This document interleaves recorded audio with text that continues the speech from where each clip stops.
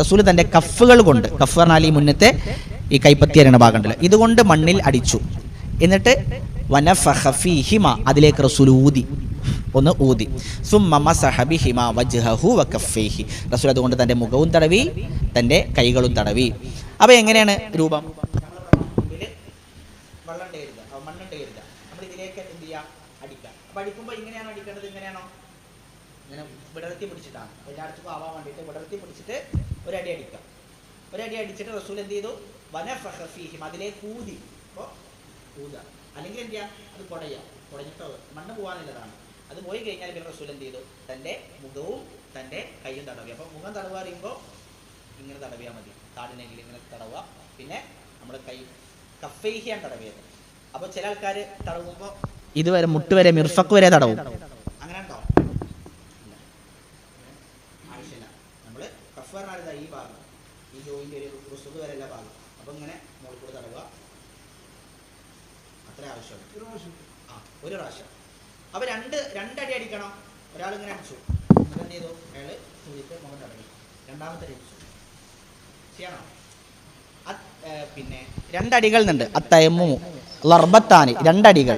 ലർബത്തുൻ ഫിൽ വജ്ഹി, ലർബത്തുൻ ഫിൽ യദൈ, ഫിൽ മിർഫഖൈൻ അല്ലെ ഫിൽ യദ്, കൈക്കും മുഖത്തിനു വേണ്ടി എന്നൊരു ഹദീസിൽ ആ രൂപത്തിൽ ആശയം വന്നിട്ടുണ്ട്. പക്ഷേ ആ ഹദീസ് എന്താണ്?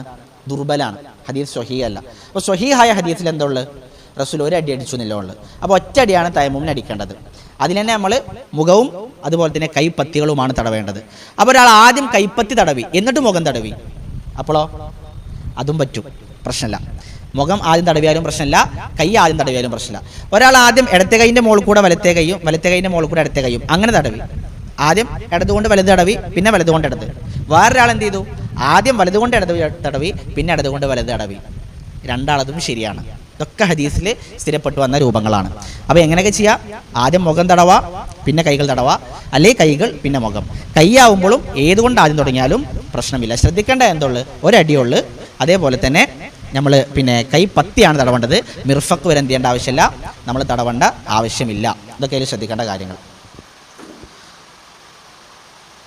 തയമ്മും എപ്പോഴാണ് തയമ്മും ചെയ്യേണ്ടത് എന്നുള്ളതാണ്. എപ്പോഴൊക്കെ തയമ്മും ചെയ്യാം? എങ്ങനെ? വുളുവിൻ്റെ ആവശ്യമുള്ള സമയത്താണ്. അത് എപ്പോഴൊക്കെ? ഓക്കെ. എപ്പോഴൊക്കെ തടവാ? വെള്ളം കിട്ടാതെ വരുമ്പോൾ. ഒരാൾക്ക് വെള്ളമില്ല, വെള്ളം തേടിയിട്ട് വെള്ളം അന്വേഷിക്കണം. ഒരാൾ ഒരു വിജനമായ പ്രദേശത്തെത്തി വെള്ളമൊന്നും നോക്കിയിട്ട് കാണാനില്ല, തയമ്മും ചെയ്യാൻ പറ്റില്ല. വെള്ളം അന്വേഷിക്കണം. വെള്ളം അന്വേഷിച്ചിട്ട് എന്ത് ചെയ്യണം? അയാൾക്ക് വെള്ളം കിട്ടിയില്ല, അയാൾ തയമ്മും ചെയ്ത് നിസ്കരിച്ചു, അയാൾക്ക് അത് മതി. രണ്ടാമത്തെ സന്ദർഭം വെള്ളമുണ്ട്. എങ്ങനെ? രോഗിയാണ് ഒരാൾ. അപ്പോൾ അയാൾക്ക് എന്ത് ചെയ്യാൻ കഴിയില്ല? അയാൾക്ക് ചിലപ്പോൾ വെള്ളം ഉപയോഗിച്ച് കഴിയാൻ പറ്റാത്ത അവസ്ഥകൾ വരും. ഇപ്പോൾ കൈ എവിടെയെങ്കിലും വെള്ളം സ്പർശിക്കാൻ പറ്റാത്ത അവസ്ഥകൾ വരുമ്പോൾ അയാൾക്ക് എന്ത് ചെയ്യാം? തയമ്മും ചെയ്യാം. അതിൻ്റെ മസാല നമ്മളൊന്ന് വിശദമായിട്ട് പറയും ഇൻഷാ അല്ലാഹ്. മുറി വരുമ്പോൾ അല്ലേ, അവയവങ്ങൾ മുറി വരുമ്പോൾ അത് നമ്മൾ വിശദമായിട്ട് പറയും. പിന്നെ വെള്ളമുണ്ട്, പക്ഷേ അയാൾക്കത് കുടിച്ചു കഴിഞ്ഞാൽ തയമ്മുമിന് തികയില്ല, അല്ലെങ്കിൽ തയമ്മുമിന് എടുത്താൽ അത് കുടിക്കാണ്ടാവില്ല. അപ്പോൾ നമ്മൾ കുടിക്കാനില്ലേ എന്ത് ചെയ്യണം? പ്രാധാന്യം കൊടുക്കണം. എന്നിട്ട് അയാൾ തയമ്മും ചെയ്യാം. അയാൾ വുളു എടുത്താൽ കുടിക്കാൻ വെള്ളം തികയില്ല, കുടിച്ചാൽ വുളുവിനും തികയില്ല. അപ്പോൾ കുടിക്കാൻ വേണ്ടി മാറ്റിയേക്കുക. എന്നിട്ട് വുളു ചെയ്യാതെ എന്ത് ചെയ്യാം? തയമ്മും ചെയ്യാം. പിന്നെ എന്തെങ്കിലും ബുദ്ധിമുട്ടുകൾ വരുമോ എന്ന് പേടിച്ചാൽ, ഇപ്പോൾ നല്ല ശക്തമായ തണുപ്പാണ് അല്ലെങ്കിൽ ശക്തമായ ചൂടാണ്, വെള്ളം ഉപയോഗിച്ചാൽ എനിക്ക് എന്തെങ്കിലും അസുഖം വരും ഉറപ്പാണ്, അപ്പോൾ എന്ത് ചെയ്യേണ്ട ആവശ്യമില്ല? വുളു ചെയ്യേണ്ട ആവശ്യമില്ല. ഒരു സ്വഹാബത്ത് യാത്രയിലായിരിക്കുമ്പോൾ ഒരു സ്വഹാബിക്ക് എന്ത് ചെയ്തു? തലമുറി മുറിയായി, കല്ല് കൊണ്ടിട്ട് തലമ മുറിയായി.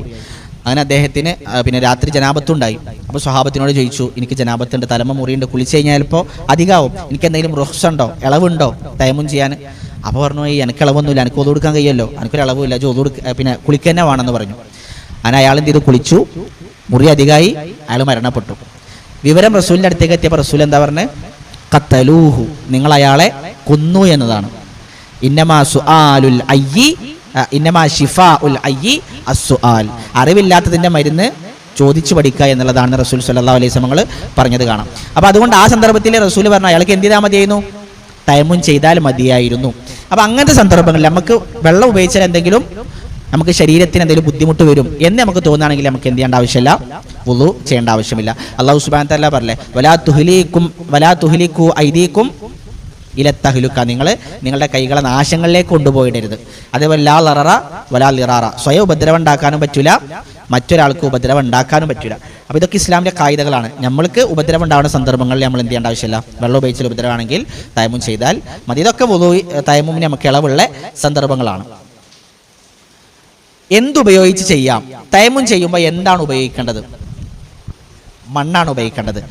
മണ്ണല്ലാതെ വേറെന്തെങ്കിലും ഉപയോഗിക്കാൻ പറ്റുമോ? ചുമര് എങ്ങനത്തെ? നമ്മൾ ഈ ചുമരൊക്കെ ഉപയോഗിക്കാൻ പറ്റുമോ? പറ്റും. പിന്നെ ചില പണ്ഡിതന്മാർ പറഞ്ഞു മണ്ണെന്നെ വേണം. എങ്ങനെ? അടിച്ചു കഴിഞ്ഞാൽ കയ്യുമേ മണ്ണിങ്ങനെ വേണം. അങ്ങനത്തെ പിന്നെ ഭൂമിയിലെ അടിക്കാൻ പറ്റുള്ളൂ. എന്നാൽ അല്ലാഹു അലം പ്രബലമായ അഭിപ്രായം ഫതയമ്മമു സുഈദൻ ത്വയ്യിബ എന്നല്ല പറഞ്ഞത്. അഥവാ ഭൂമിയുടെ ശുദ്ധമായ ഉപരിതലം നിങ്ങൾ തേടിക്കൊള്ളുക. അപ്പോൾ ഭൂമിയുടെ ഇനത്തിൽപ്പെട്ട എല്ലാതും പറ്റും. അവിടെയാണ് ഇബ്നു ഉസൈമീൻ റഹ്മത്തുള്ളാഹി പറഞ്ഞത് അന്ന കുല്ലമാ അലൽ അർദ്, ഭൂമിയുടെ മുകളിലുള്ള എല്ലാം പറ്റും. മിൻ തുറാബ്, മണ്ണ് പറ്റും. വറംലിൻ, മണൽ പറ്റും. അതുപോലെ തന്നെ വഹജ്റിൻ മുഹ്തറഖിൻ, കത്തിയ പിന്നെ ഹജ്റ കല്ലാണെങ്കിൽ അത് പറ്റും. അതുപോലെ മരത്തിൻ്റെ കഷ്ണാണെങ്കിൽ അതെന്ത് ചെയ്യും? അതും പറ്റും. ഗൈറ് മുഹ്തറഖ്, കത്താത്ത പിന്നെ മരത്തിൻ്റെ കഷ്ണാണെങ്കിൽ അത് പിന്നെ കല്ലിൻ്റെ രൂപമാണെങ്കിൽ അത് പറ്റും. അതുപോലെ തന്നെ പിന്നെ നമുക്ക് എന്താ പറയുക, ചെരൽക്കല്ല് അതാണെങ്കിൽ പറ്റും. വലിയ പാറ അതാണെങ്കിൽ അതൊക്കെ ഫഇന്നഹു യുതയമ്മമു ബിഹി, അതുകൊണ്ടൊക്കെ തയമ്മും ചെയ്യാമെന്ന് പറഞ്ഞു കാണാം. അപ്പോൾ ഭൂമിയുടെ ഇനമാകണം എന്ന് മാത്രം. അപ്പോൾ കല്ല്, ചെരൽക്കല്ല്, മണല്, പിന്നെ നമ്മൾ പറയാം കല്ല് കത്തിയതാണെങ്കിലും അല്ലാത്തതാണെങ്കിലും നമ്മൾ തീ പിടിച്ച് വന്നാണെങ്കിൽ അതൊക്കെ എന്ത് ചെയ്യും? പറ്റും. ഭൂമിയുടെ ഇനമാണോ എന്നുള്ളതാണ് നോക്കേണ്ടത്. എന്നാൽ ഇങ്ങനത്തെ ചുമര്, ഈ ചുമര് നമ്മൾ ഇതിൻ്റെ ഉള്ളിൽ ചിലപ്പോൾ ഇഷ്ടികേക്കരം, അതാണെങ്കിൽ പറ്റും. കാരണം എന്താ? ആ ഭൂമിയുടെ ഇനത്തിൽ പെട്ടാണ്. പക്ഷെ നമ്മളിതിൻ്റെ മുകളിൽ കൂടെ പെയിൻ്റ് അടിച്ചു, ഇനി പറ്റൂല. അപ്പോൾ ഭൂമിയുടെ ഇനത്തിൽപ്പെട്ടതാണെങ്കിലേ പറ്റുള്ളൂ. നമ്മൾ നേരെ മറിച്ച് ഇതിൽ തൊട്ട് കഴിഞ്ഞാൽ നമ്മളെ കയ്യമ്മ മണ്ണ് പുരളും എന്ന രൂപമാണെങ്കിലോ നമ്മൾക്ക് പറ്റും. അപ്പോൾ ആശുപത്രിയിൽ കിടക്കുകയാണ്, അപ്പോൾ എന്ത് ചെയ്തു? ബെഡിലടിച്ച് തയമ്മും ചെയ്യാണ്, പറ്റൂല. കട്ടിൽ മടിച്ച് തയമ്മും ചെയ്യാണ്, പറ്റൂല. ഒരാൾ ഫ്ലൈറ്റിൽ യാത്രയിലാണ്, മുമ്പിലെ എന്തുണ്ടാവും? സീറ്റ്, അടിച്ച് തയമ്മും ചെയ്യാണ്, പറ്റൂല. ഒരാൾ ട്രെയിനിൽ യാത്ര ചെയ്യാണ്, സീറ്റിലടിച്ച് തയമ്മും ചെയ്യാൻ പറ്റൂല. അപ്പോൾ അവിടെയാണ് തയമ്മും ചെയ്യുമ്പോൾ എന്ത് വേണം? അതാണ് അന്ന കുല്ലമാ അലൽ അർളി, ഭൂമിയുടെ ഇനത്തിൽപ്പെട്ട എല്ലാത്തിലും പറ്റും. ഷെയ്ഖുൽ ഇസ്ലാം ഇബ്നു തൈമിയ്യ റഹ്മത്തുള്ളാഹി അത് വിശദീകരിച്ച് പറഞ്ഞത് കാണാം. ഭൂമിയുടെ ഇനത്തിൽപ്പെട്ട നമ്മൾ പറഞ്ഞ കല്ല്, അത് കത്തിയതായിട്ട് അല്ലാത്താകട്ടെ, അല്ലെങ്കിൽ മണൽ, അല്ലെങ്കിൽ ചെരൽക്കല്ല്, മണ്ണ്, വലിയ പാറക്കല്ല്, ഇതൊക്കെ പറ്റും. എന്നാൽ ഭൂമിയുടെ ഇനത്തിൽ പെടാത്തത് അത് പറ്റൂല. ഇപ്പം ഇങ്ങനത്തെ ചുമര് പറ്റൂല. നേരെ മറിച്ച് ഇതുമ്പോൾ മണ്ണുണ്ടെങ്കിലോ പറ്റും. ഇതുമ്പോൾ മണ്ണുണ്ടെങ്കിൽ പറ്റും. ഫ്ലൈറ്റിന് മുമ്പത്തെ സീറ്റ് അതിന് കുറച്ച് മണ്ണുണ്ടെങ്കിലോ പറ്റും. എല്ലാ സന്ദർഭത്തിൽ പറ്റൂല. അപ്പോൾ ഒരാൾ ഫ്ലൈറ്റിലാണ്, അയാൾക്ക് പിന്നെ ജംആക്കാൻ പറ്റാത്ത അവസ്ഥയാണ്. അയാൾ എത്തുമ്പോഴേക്കിന് എന്ത് ചെയ്യൂല? സമയം കഴിയുകയും ചെയ്യും, സമയം നീണ്ടു നിൽക്കില്ല. അങ്ങനെയാണെങ്കിൽ അയാൾക്ക് ഫ്ലൈറ്റിൽ വെള്ളമില്ല, തയമ്മും ചെയ്യാൻ മണ്ണുമില്ല. അപ്പം എന്ത് കാട്ടും? ഫ്ലൈറ്റ് നിർത്തിയേ? ഫ്ലൈറ്റിനടുത്ത് ചെയ്യാൻ പറ്റുമോ? ഇല്ല, ഫ്ലൈറ്റിനടുത്ത് ചെയ്യാൻ പറ്റില്ല. കാരണം അങ്ങനെ ചെയ്ത കാര്യമില്ല, തയമ്മും ആവില്ല. അപ്പോൾ അയാൾ എന്ത് ചെയ്യുന്നുണ്ട്? അല്ലാഹു സുബ്ഹാനഹു വ തആല പറഞ്ഞു ഫത്തഖുല്ലാഹ മസ്തതഅതും, അള്ളാഹിനെ എങ്ങനെയാണ് സൂക്ഷിക്കാൻ കഴിയുക അങ്ങനെ സൂക്ഷിക്കുക. ലാ യുകല്ലിഫുല്ലാഹു നഫ്സൻ ഇല്ലാ വസ്അഹ, ഒരു മനുഷ്യനും കഴിവിൻ്റെ അപ്പുറം അള്ളാഹുവിനോട് കൽപ്പിക്കൂല. അപ്പോൾ അതുകൊണ്ട് നമുക്ക് അവിടെ ത്വഹാറത്ത് വരുത്തൽ നിർബന്ധമല്ല. ആ ഷർത്ത് നമ്മളിൽ നിന്ന് നഷ്ടപ്പെട്ടു. അവിടെ വുളൂഉം ചെയ്യേണ്ട, തയമ്മും ചെയ്യേണ്ട. എങ്ങനെയാണോ നിസ്കരിക്കാൻ വയ്ക്കുക അങ്ങനെ നിസ്കരിക്കാം. അടിക്കേണ്ട ആവശ്യമില്ല, കാരണം അടിച്ചിട്ട് കാര്യമില്ല, തയമ്മും ആവൂല.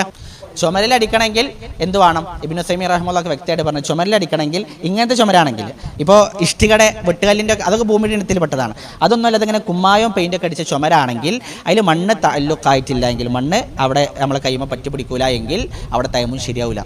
അപ്പോൾ പിന്നെ അയാൾ എന്ത് ചെയ്യും? അയാൾക്ക് വേണ്ടി ഒതു കൊടുത്ത് കൊടുക്കാനുണ്ട്, തയമ്മും ചെയ്ത് കൊടുക്കാനുണ്ടെങ്കിൽ ചെയ്തു കൊടുക്കണം. അതിനൊന്നുമില്ല എങ്കിൽ അയാളിൽ നിന്ന് തയമ്മുമിൻ്റെ ഷർത്ത് നഷ്ടപ്പെട്ടു പോകും, വുദൂഇൻ്റെ ഷർത്ത് നഷ്ടപ്പെട്ടു പോകും. അയാൾക്ക് ചെയ്യേണ്ട, അയാൾ നിസ്കരിച്ചാൽ മതി എന്നുള്ളതാണ് അതിൽ പണ്ഡിതന്മാർ പറഞ്ഞിട്ടുള്ളത്. അല്ലാഹു അഅലം. തയമ്മും എപ്പോൾ മുറിയും? എപ്പോഴാണ് തയമ്മും മുറിയുക? വെള്ളം കണ്ടാൽ. വുദൂഇൻ്റെ വുദൂ മുറിയുന്ന എല്ലാ വസ്തുക്കൾ കൊണ്ടും തയമ്മും മുറിയും. ഇപ്പോൾ നേരത്തെ വാക്കുൽ വുദൂ പഠിച്ചു, അതുകൊണ്ടൊക്കെ തയമ്മും മുറിയും. അതുപോലെ അബ്ദുറഹ്മാൻ പറഞ്ഞ പോലെ വെള്ളം കിട്ടിയാലും എന്ത് ചെയ്യും? തയമ്മും മുറിയും. അപ്പോൾ ഒരാൾ തയമ്മും ചെയ്തു, നിസ്കരിക്കാൻ നിൽക്കണുള്ളൂ, അതിൻ്റെ മുമ്പ് വെള്ളം കിട്ടി, വെള്ളം കണ്ടു, അയാളെ തയമ്മും മുറിഞ്ഞു. അയാൾ എന്ത് ചെയ്തു? വുദൂ എടുത്തിട്ട് നിസ്കരിക്കണം. ഒരാൾ നിസ്കരിച്ചു കൊണ്ടിരിക്കുകയാണ്, അപ്പോഴാണ് വെള്ളം കിട്ടിയത്, ഒരു വെള്ളം ഉണ്ടെന്ന് അറിഞ്ഞത്, അയാൾ എന്ത് ചെയ്യണം? നിസ്കാരം നിർത്തണം. നിസ്കാരം നിർത്തിയിട്ട് പോയിട്ട് വുളു എടുത്തിട്ട് വന്നിട്ട് നിസ്കാരം നിർത്തണം. ഒരാൾ നിസ്കരിച്ച് കഴിഞ്ഞു, സലാം വീട്ടിൽ കഴിഞ്ഞതിന് ശേഷമാണ് അയാൾ വെള്ളം അന്വേഷിക്കണു. അയാൾ വെള്ളം ഫുൾ അന്വേഷിച്ച് കിട്ടിയിട്ടില്ല, തയമ്മം ചെയ്ത് നിസ്കരിച്ചു. ഒരു 10 അടി വെച്ചപ്പോഴേക്കിനും അവിടെ ഉണ്ട് വെള്ളം. അയാൾ എന്ത് ചെയ്യണം? വുളു എടുത്ത് മടക്കി നിസ്കരിക്കണോ? വേണ്ട. അയാളെ നിസ്കാരം ശരിയാണ്. നിസ്കാരം കഴിഞ്ഞാൽ അയാൾ അന്വേഷിച്ചിട്ടുണ്ടെങ്കിൽ, വെള്ളം അന്വേഷിച്ച് വെള്ളം കിട്ടിയില്ല, തയമ്മം ചെയ്തു, തൊട്ടടുത്ത് വെള്ളം ഉണ്ടെങ്കിൽ അയാൾ പിന്നെ നിസ്കാരത്തിന് ശേഷം കണ്ടിച്ചാലും അയാൾ നിസ്കാരം മടക്കേണ്ട ആവശ്യമില്ല. തയമ്മം കൊണ്ടുള്ള അയാളെ നിസ്കാരം സ്വഹീഹാണ്. അല്ലാഹു അഅലം. തയമ്മം ചെയ്ത ആൾക്ക് വെള്ളം ലഭിച്ചാൽ, അതാണ് ഇപ്പോൾ നമ്മൾ പറഞ്ഞ മനസ്സിലാം. ഒരു തയമ്മം കൊണ്ട് എത്ര നമസ്കരിക്കാം? ഒരാൾ ളുഹറിന് വേണ്ടി തയമ്മം ചെയ്തു, അസറായിട്ടും അയാൾക്ക് വെള്ളം ഉപയോഗിക്കാൻ പറ്റില്ല, എപ്പോഴും തയമ്മം ചെയ്യേണ്ട അവസ്ഥ തന്നെയാണ്. പക്ഷേ അയാളെ തയമ്മം മുറിഞ്ഞിട്ടില്ല. ആ തയമ്മം കൊണ്ട് അയാൾക്ക് അസർ നിസ്കരിക്കാൻ പറ്റുമോ? പറ്റില്ല. അതെ, നമ്മൾ പറഞ്ഞത് തയമ്മം എന്ന് പറഞ്ഞാൽ വുളുവിൻ്റെ ബദലാണ്, വുളുവിൻ്റെ പകരാണ്. അപ്പോൾ അതുകൊണ്ട് വുളു കൊണ്ട് പറ്റുന്നതൊക്കെ എന്താ? വുളുവിൻ്റെ പോലെ തന്നെ തയമ്മൂനും. അപ്പോൾ ഒരു തയമ്മം ഒരാൾ സുബ്ഹിന് ചെയ്തു, ഇശാ ആയിട്ട് മുറിഞ്ഞിട്ടില്ലെങ്കിൽ അയാൾക്ക് ആ തയമ്മം തന്നെ മതി. അപ്പോൾ ഒരു തയമ്മം കൊണ്ട് എത്രയും നമസ്കരിക്കാം. ഇതൊക്കെ പൊതുവേ നമ്മുടെ നാട്ടിൽ പിന്നെ ഒരു കൺഫ്യൂഷനിലെ മസാലകളാണ്.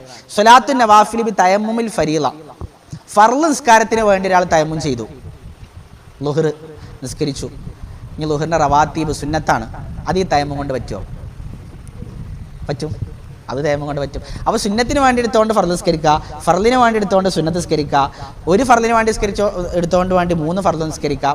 ഇതൊന്നും പ്രശ്നമില്ലാത്ത കാര്യമാണ്. ഇതിലൊന്നും നമ്മൾ ഇഷ്കാലാവേണ്ട ആവശ്യമില്ല. ഉപയോഗിച്ച മണ്ണ് വീണ്ടും ഉപയോഗിക്കാമോ? ഒരാൾ തയമ്മുന് വേണ്ടി ഒരു മണ്ണ് ഉപയോഗിച്ചു, ആ മണ്ണിനെ വീണ്ടും തയമ്മുന് ഉപയോഗിക്കാൻ പറ്റുമോ? അതും പറ്റും.